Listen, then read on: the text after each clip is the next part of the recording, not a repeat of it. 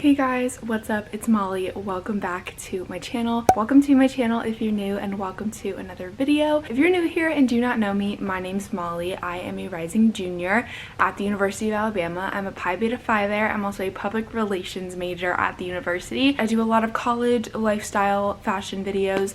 So leave a comment down below if you're a new subscriber. Hit the subscription button so you don't miss any more videos. It is recruitment season here on my channel. Recruitment is happening in less than a month, which is absolutely crazy to think about. And in honor of that, I kind of decided to do this video a little last minute. I'm not wearing any makeup or anything, literally in a huge sweatshirt, but I put a question sticker up on my Instagram to see what kind of questions you guys had about this year's sorority recruitment, and I just thought it would be a good idea to answer your burning questions about this year's recruitment, because obviously since last year was fully virtual, this year it is in person again. There are a lot of questions and a lot of things that have maybe changed a little bit from past years that people want answers about, or just some basic questions everyone has, nerves every year and things that I just want to help you guys out with. So that's what we're going to do today. I'm super excited about it. So without further ado, let's jump right into the video. Okay, so I'm going to start out with this question, and it is, what does the schedule of recruitment look like? So this year it is a little bit different. I mentioned this briefly in my what to wear for sorority recruitment video. If you've not watched that yet, I will link it in the description for you guys. But basically this year, open house round now and forever past now will be introductory videos that are submitted prior to recruitment. And so basically during one of our last days of work week before in-person recruitment starts, we will watch your videos you send in, and that will be the voting process for open house round. And then philanthropy round, sisterhood round, and pref are in person. Philanthropy round and sisterhood round this year are 3 days to account for capacity that we can have in the house, and preference round is still 1 day because it's a very serious day. Obviously it's only 2 parties, so it's a bit more manageable with that, and obviously the parties are a little bit smaller and more intimate. So it's gonna be really exciting. I'm really excited for this year's recruitment. I don't know if you're curious if the next future years beyond this year will have philanthropy round and sisterhood round be 3 days each. Typically for my year and for last year they were only 2, so it might just be this year because we're kind of coming back into things after COVID and everything, but it is something that might stick. So obviously if I know, I will let you guys know, but as of right now I don't think so. The next question is, what do you recommend wearing for the 3rd day of philanthropy round? So for me, like I said, it was only 2 days for me, and I had a pair of shorts for each shirt. Honestly, you're only going to your house, like each house, 1 time. Let's say you wear the purple shirt on the 1st day and the 3rd day, and you only wear white on the middle day. Wear the same shorts if you want, or if you want to switch it up and buy 2 pairs of shorts that go with that shirt, do that, wear it, but don't be like embarrassed to wear something over again. I did it twice. I wore the same dress for the 2 days of sisterhood round, I believe, and I was chilling, so it's really not that big of a deal. But just like something comfortable. If you haven't watched my what to wear for sorority recruitment video, philanthropy round, you get a t-shirt, so most of the time you wear nice little shorts or a nice skirt or something like that. It's entirely up to your style. People wear a bunch of different things that day, but yeah, you can reuse outfits, whatever works for you. I really like this next question. It is, advice for narrowing down houses based off videos since Ice Water Teas is virtual. So truthfully, this is something I didn't go through because I had open house in person. If I'm being completely honest, open house round, the parties are 20 minutes long, and getting everyone into the house for the party and getting them all out to the party probably takes up a good 10 to 15 minutes of the round. Your conversation is normally only 5 to 7 minutes long in that round anyway, and most of the time it is very, very surface. So if you feel like you're missing out on anything that round when you have to watch videos instead, truthfully, I really don't think you are. I think you get a better vibe of a house from a video honestly anyway, because then at least you're seeing the perspective of more of the girls and kind of see like the group dynamic versus just talking to one individual person.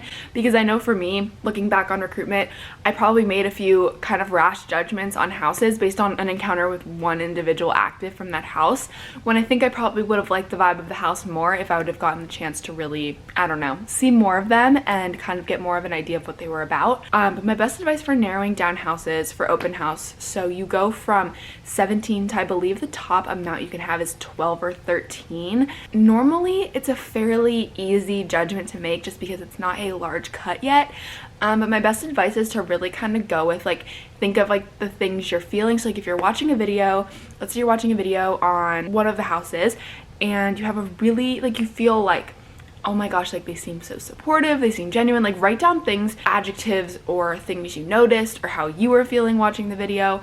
And I think looking back on that might help you a little bit, because again, even for me, going through open house in person was really crazy, because it was really hard to keep track of the conversations that I had and kind of how I felt in each house. Obviously, they give you a Greek chic book you can write notes in about like each thing, and I definitely encourage you guys to do that, because it helped me when I went back to vote, because I had to like think about each of the 17 houses. But yeah, my best advice is to just really take the time to like reflect on each one, write something down about each one.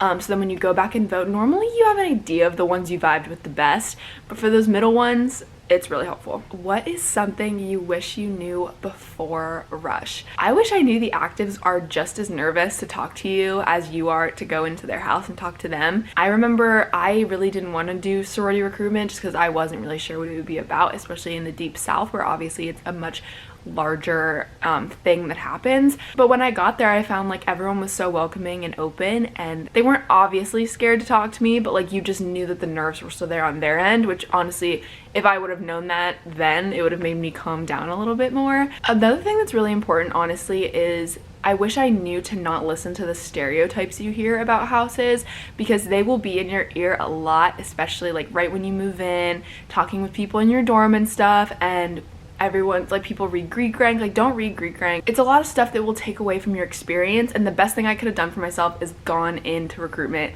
the way I did, with very little in my ear and really just going with my gut. So that is another thing to keep in mind and for you guys to pay attention to when you're preparing for rush. So this next one is actually very interesting, and I'm sure there's some other people that can relate to this. So I wanted to rush so bad, but I'm a transfer and my rush is too early for my lease. What is continuous open bidding and how does it work? So continuous open bidding kind of depends on the house. I'm pretty sure last year we did a fall and a spring COB process. Actually, I think we just did fall. But last year it pretty much started right after formal recruitment bid day.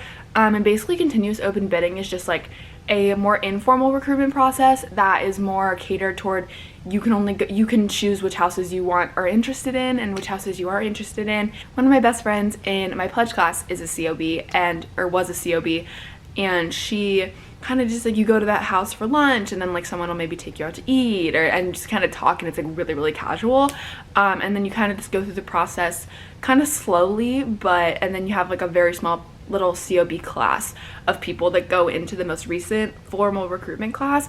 I think we had probably 10 COBs last year, but the nice thing about that process is that you don't have to go through the thing with 2,000 other girls, 100 girls in a party, the kind of chaos of formal recruitment, and it's way more chill, and you honestly get more of a say in the houses you do and don't want to go to. They will probably release more about COB for this year for the houses that are participating in it after formal recruitment, but if you can't make it to formal recruitment, I would definitely recommend doing COB because it worked out really well for a lot of people. The next question is, will we get to see the door songs in person? This year, I do not believe we are doing door songs. It's been something that's been discussed for a while, and I just don't think it's really the direction people want recruitment to be going in. I think recruitment is a lot more based on, you know, the conversations and the connections you have with the girls in a sorority, and that's just kind of something that I feel like isn't really needed anymore, and I think that's been recognized a bit by some people. I don't think anything has formally been decided yet. I haven't personally heard anything, but typically I know we do recruitment prep in like the winter semester, and we didn't practice the door song because no one really thought it was going to be happening. Will we have to wear masks? If we are vaccinated as actives, we do not have to wear masks.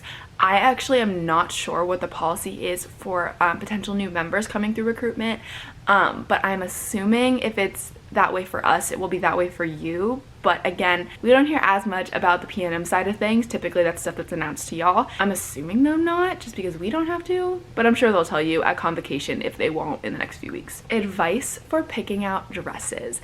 So my best advice for picking out dresses is to just make sure it's not too revealing.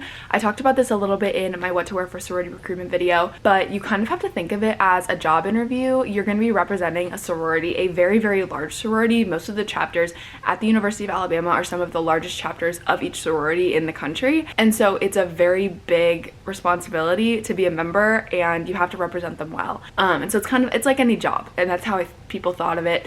And that was the best advice I could have gotten before I started picking out dresses for my year of recruitment. Some good places that I really liked for dresses: Free People was a great one. Princess Polly's a really good, easy one. ASOS would probably be good. American Threads would be good. South Boutique, places like that.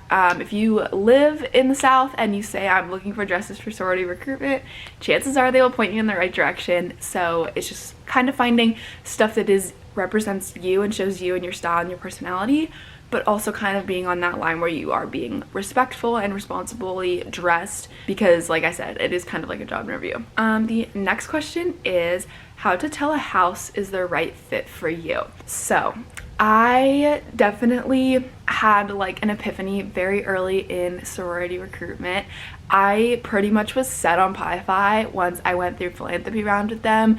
I just love the literacy. I love Read, Lead, Achieve. I love what they do for philanthropy work, and I love that it's very hands-on. I love that I've had a connection to working with literacy in the past in my community service efforts throughout high school and a little bit beyond high school, and so it just really felt like an easy decision for me. On top of that, I had such effortless conversations. I met my big during philanthropy round as well, and so obviously once I had her and I felt like I had like my big sister in the house, my twin in the house, it made the decision very, very easy for me. I did have my second choice house I absolutely loved as well, and I really liked so many similar things about their house. I just felt a stronger pull toward Pi Phi. A lot of other people though, I just want to preface this, you don't need to have a sure feeling that early in recruitment. I'm gonna share Ava's story. So Ava, if you're watching this, I'm kind of sharing your story a little bit, but my roommate was very, very torn after pref and really didn't know what she was gonna do. She was like, I just feel like whichever house I put as my one, like I just feel like I'm just gonna end up there, and I feel like I have to be sure. You really don't have to be sure. I mean, like if you love two houses and you're so torn, you'll probably be happy in either house. Like there are girls in each house I'm sure you get along with if you really enjoyed and connected to both houses. I think you know a house is the best fit for you when you feel like you can be completely yourself. The thing that my mom told me, she went through Rush at a smaller school, but she did do it, and she said just feel like you can walk into a house with no makeup on your worst day, and no one will see you differently or judge you and will pick you up and support you. And I felt that with Pi Phi. I really did, and I felt it very early on. I just got lucky, and I just like felt like I never had to like bite my tongue and not say anything that normally I would say in that situation or anything like that, because there are houses, not gonna lie, where I felt that way. And so just kind of feeling like you can relax in a house and be yourself is my best advice. The next one is, what was your favorite round of Rush and why? So like I said, I loved philanthropy round. I thought philanthropy round was so much fun because you got to like learn more about every single house's philanthropy, and it was all themed, and so like each one had like different themes given each of their philanthropies. It was just so fun, and some of them are very emotional because a lot of people have true past genuine connections to like their philanthropies and kind of what made them go that house because of that philanthropy. What should I expect to be asked about during the rounds? So obviously open house is not a thing anymore. Typically that's like the basic questions like, where are you from, what are you majoring in, stuff like that. What did you do in high school, how was your summer, stuff like that. But obviously that's not a thing anymore. So philanthropy round is more about like the things you've done in your community, the things you're involved in.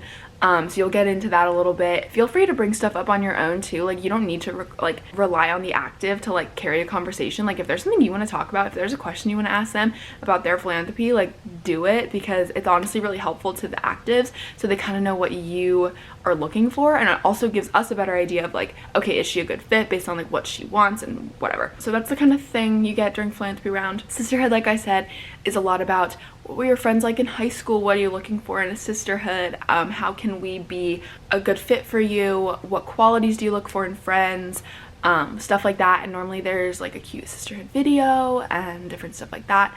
It's really fun. And then preference round is obviously your top two houses. Your final round, it's very serious. It's like, how are you feeling, how are you doing, Do you have any doubts, any questions? Do you need to talk about anything? And you can just like vent your feelings. Honestly, normally most people will kind of nudge in one direction or the other. Obviously you're conflicted too, that's totally fine. Like, don't feel like you have to have a definitive decision before preference round, because it's completely normal not to. Okay, you guys, that is it for this sorority rush Q&A. I hope you guys enjoyed it.